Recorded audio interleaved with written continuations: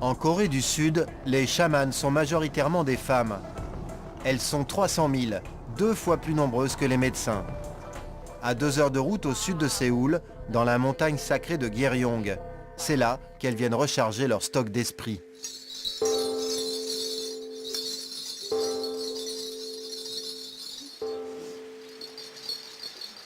Nous y rencontrons une autre chamane, du nom d'Eryong. Elle invoque l'esprit du dragon, caché au fond de cette source, très efficace pour la longévité. C'est ici que je préfère venir prier, car c'est la montagne où sont enterrés tous mes ancêtres. Son job, exercer une médiation entre les morts et les vivants, les hommes, les dieux et la nature. Sous un voile de mystère et de paganisme, ce soir-là, la chamane a été appelée pour un kosa, un rituel de prospérité. Cela se passe dans ce magasin d'antiquités. Les affaires de monsieur et madame Yoon ne marchent pas très fort. Ils bradent beaucoup de leurs meubles, au prix coûtant. Alors, Eryong leur sort le grand jeu, opération fétiche avec des sous-vêtements.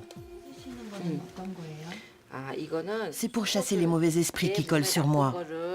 Mais comme je ne peux pas jeter leur corps, j'écris leur date de naissance sur ces caleçons.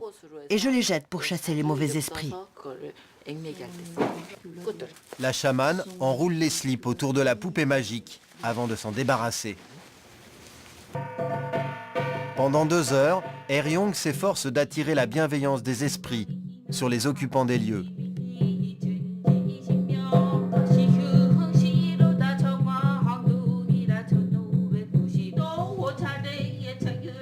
Le rituel coûte dans les 1000 €, sans compter les offrandes aux cochons, totem de l'opulence.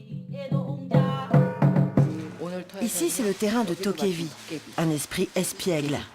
Et du coup, ici, parfois, il y aura beaucoup de clients et parfois personne. Eryong entre en transe. Par son intermédiaire, les ancêtres donnent leurs conseils en direct. La chamane change de voix. À travers elle, c'est la maman disparue de la cliente qui parle.